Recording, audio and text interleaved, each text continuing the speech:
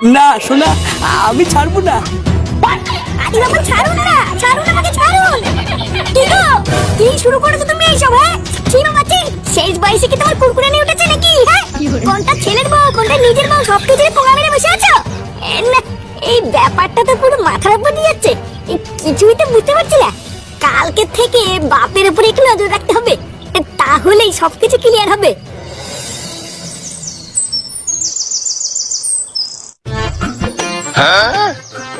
দাদু ভাই, দাদু ভাই, আরে আর কতক্ষণ লাগবে? স্কুলে দেরি হয়ে যাচ্ছে তো। এ বালা কি ঝামলা রে ভুদা, আমার থেকে মনে হচ্ছে ওনার স্কুলে যাওয়া তারা বেশি। আর ধর ডাকো গিয়ে, আমার যখন সময় হবে তখন দেবো। আরে চোদন, এ ব্যাপারটা কি হলো? কি হলো? বাড়ার জন্মের পর থেকে তো বাপের জন্য একবারও দেখলাম না এ ছেঁড়া স্যান্ডেল গেঞ্জি আর ধুতি ছাড়া অন্য কিছু পড়তে। আজকে হঠাৎ নতুন ধুতি পাঞ্জাবি পড়ছে কেন? আরে কেন আবার পড়বো, ওই একটু ইচ্ছা হলো তাই পড়লাম। ইচ্ছা হলো তাই পড়লা? এ বাড়া তোমার ভাব চক্কর তো আমার এখনো ভালো লাগছে না। এ কি হয়েছে আমাকে খুলে বলো তো। এত সেজে গুজে তুমি কি কোথাও যাচ্ছ নাকি? আরে হ্যাঁ, ভাবছিলাম দাদু ভাইকে একটু স্কুলের দিকে দিয়ে আসি।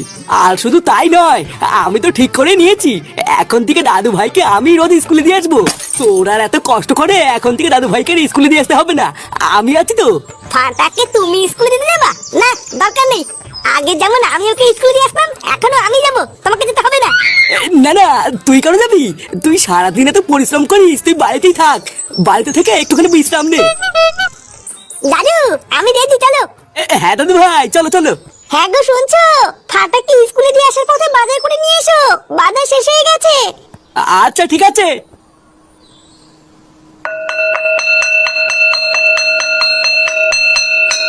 না না, আপনি ওসব নিয়ে কোনো চিন্তা করবেন না, আমি আছি তো। ওসব আমার দায়িত্ব, আমি দেখছি। ম্যাডাম ভালো আছেন? ওমা আপনি কখন আসলেন? এই তো কেবলই আসলাম।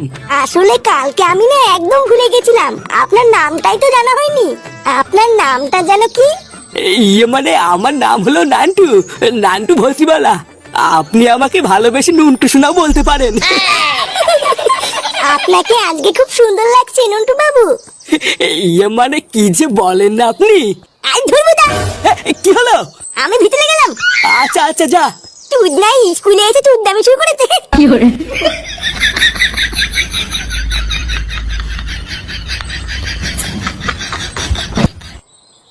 ওটা আপনার কে হয় নন্টু বাবু? নাতি? এমা চিচি, এইসব আপনি কি বলছেন? নাতি কেন হবে? আমি তো এখনো সিঙ্গেল, বিয়েই করিনি। আমা তাই? আপনি এখনো বিয়ে করেননি? হ্যাঁ, ওটা হলো আমার পাশের বাড়ির একটা বাচ্চা। ওইসব ছাড়ুন, আগে আমি কি বলছি সেটা শুনুন। হ্যাঁ বলুন না। কালকে আপনার সাথে দেখা হওয়ার পর থেকে না সারা রাত আমার ঘুম আসেনি জানেন। সারা রাত বুকের ভিতরে কেমন যেন একটা মোচড় মারছিল। আপনিও যে কি বলেন না। তো বাচ্চারা, কালকে আমি তোমাদেরকে যা যা পড়িয়েছিলাম তোমরা বাড়ির থেকে পড়ে এসছো তো? Yes sir. বাহ অসাধারণ। তো এবার আমি তোমাদের সবাইকে প্রশ্ন করব, তোমরা সবাই উত্তর দেবে, ঠিক আছে? আচ্ছা স্যার। এ ফেকু তুই বল, গরুর কটা পা? ইয়েস স্যার, গরুর 4টে পা। বাহ এই তো খুব ভালো। এবার টুনটুনি তুই বল, ফক্স মানে কি? স্যার ফক্স মানে তো শিয়াল। বাহ খুব সুন্দর, একদম ঠিক।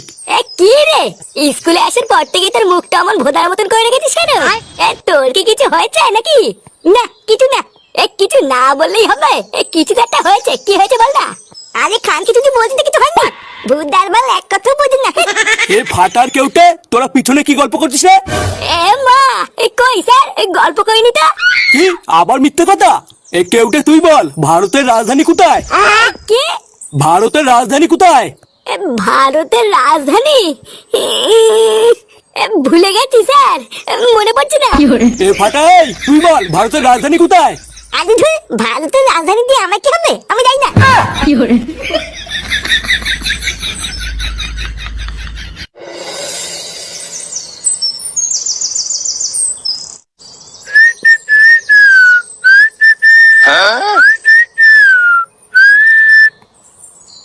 হ্যাঁ রে, তোর বাবা সেই যে ফাটাকে স্কুলে দিতে গেল, এখনো তো বাড়ি আসলো না।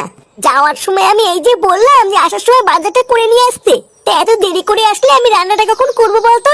পাকনা গজিয়ে গেছে গো, পাকনা গজিয়ে গেছে। তো তুমি তো কিছু বুঝবা না, আমি বেশ ভালোই বুঝতে পারছি। কি সব বলছিস? পাকনা গজিয়ে গেছে মানে? ও তোমাকে যদি এখন আমি বলি সবই তোমার মাথার উপর দিয়ে যাবে।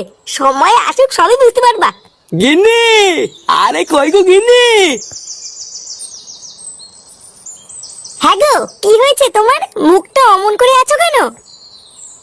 আরে কি, তোমাকে তো যাওয়ার সময় বলে দিলাম বাজার আনতে, তুমি আনোনি?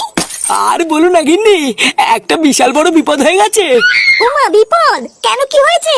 দাদু ভাইকে স্কুলে দিয়ে বাজার করবো বলে বাজারের দিকে যাচ্ছিলাম, হঠাৎ 2-3 জন মোটরসাইকেলে করে এসে আমাকে চাকু দেখিয়ে আমার সব টাকা নিয়ে গেছে গো গিন্নি। ওমা, সে কি কথা? হ্যাঁ গো গিন্নি, আমি কতবার হাত পা ধরে বললাম দাদা ওটা আমার বাজার করা টাকা, ওটা নেবেন না। জানো, ওরা আমার কোনো কথাই শুনলো না, চাকু দেখিয়ে আমার সেটা এক লাথি মেরে আমার সব টাকা নিয়ে চলে গেল। কি বলছো কি? তোমার কোনো জায়গায় লাগেনি তো?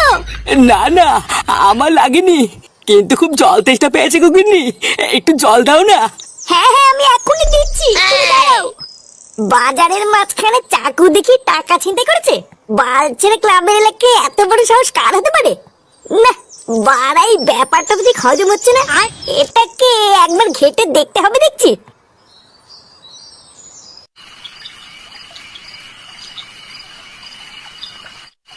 এইসব তুই কি বলছিস কি রে?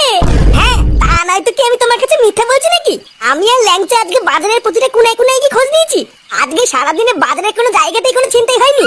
কিন্তু তোর বাবা যে বললো বাজারের ভিতর থেকে তোর বাবার সব টাকা ছিনতাই হয়ে গেছে। আরে ছাড়ো তো, ওই সবই হলো ঢপ, বুঝলে তো? তোমার যদি বিশ্বাস না হয় তুমি ল্যাংচার কাছে জিজ্ঞাসা করো না, ও তো ছিল আমার সাথে নাকি। হ্যাঁ গো কাকিমা, আমরা বাজারের প্রতিটা দোকানে দোকানে কি খোঁজ নিয়েছি। আজকে নাকি বাজারে কোনো জায়গাতেই কোনো ছিনতাই টিনতাই হয়নি গো। হ্যাঁ রে ফুটো, তাহলে কি তোর বাবা কোনো মেয়ে ছেলের খপ্পরে পড়লো নাকি রে? পড়বে আর কি বলছো, পড়ে গেছে দেখো গিয়ে। ফাটা সেদিনকে বলছিল ওর স্কুলের ম্যাডামের সাথে নাকি বাপের হাবভাব খুব একটা ভালো না। বানার বাল আমার তো মনে হচ্ছে ম্যাডামের সাথে লটর পটর করছে। তুমি চাপ নিও না, কালকে সকালবেলা ফাটাকে স্কুলে দেওয়ার জন্য একবার যাক, তারপর আমিও যাচ্ছি পিছন পিছন।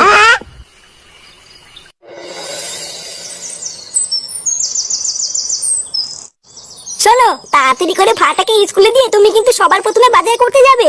আরে হ্যাঁ গো গিন্নি, তুমি অত চিন্তা করছো কেন? ফাটাকে স্কুলে দিয়ে আমি বাজার করতে যাবো না তো আর কোথায় যাবো? আর বাজারের টাকাটা আজকে কিন্তু একটু সাবধানে রেখো, আজকেও যেন আবার ছিনতাই না হয়ে যায়। আরে না, রোজ রোজ কি আর চিন্তাই হয় নাকি? আজকে আমি টাকাটা সাবধানেই রাখবো। আচ্ছা যাও, আর বাজার নিয়ে তাড়াতাড়ি বাড়ি ফিরবে কিন্তু।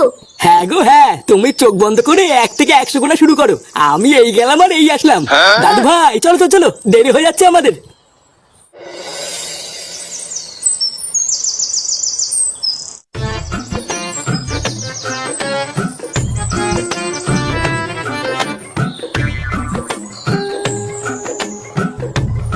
দাদু ভাই তুমি এক কাজ করো বুঝলা, এখান থেকে একা একা এবার তুমি স্কুলে যাও, আমার একটা জরুরি কাজ পড়ে গেছে তো ওখানে যেতে হবে। কাজ পড়ে গেছে মানে? তুমি তো বাড়ি থেকে বললে আমাকে স্কুলে দিয়ে আসবে। আরে হ্যাঁ তো, স্কুলেই তো দিয়ে আসতাম, কিন্তু কি হয়েছে বলো তো, হঠাৎ করে না একটা খুবই দরকারি কাজের কথা মনে পড়ে গেল। যাও, আস্তে আস্তে সাবধানে স্কুলে যাও।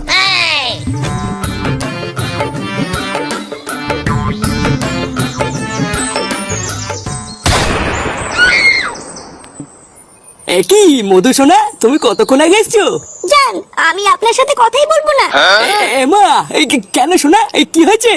আমি এখানে আপনার জন্য কতক্ষণ ধরে দাঁড়িয়ে আছি আপনি জানেন? এই জঙ্গলের মধ্যে আমি একা একা দাঁড়িয়ে আছি, আর আপনি এতক্ষণ পরে আসলেন। আহা, রাগ করে না শোনা, আর কোনোদিন এরকম হবে না। আসলে বাড়িতে একটু কাজ ছিল তো, তাই দেরি হয়ে গেল, রাগ করে না শোনা। আজকে তোমাকে মাথায় গোলাপ দিয়ে না পুরো ফুলটুসি লাগছে শোনা। ইস, কি যে বলেন না আপনি। আমার সোনাটা লজ্জা পেয়ে গেছে রে। ওই দেখো মা, তোমাকে আমি বলেছিলাম না, এবার মিলেছে তো। কি? ও সালা বুড়ো মেনসে, তাহলে আমার সন্দেহটাই ঠিক ছিল।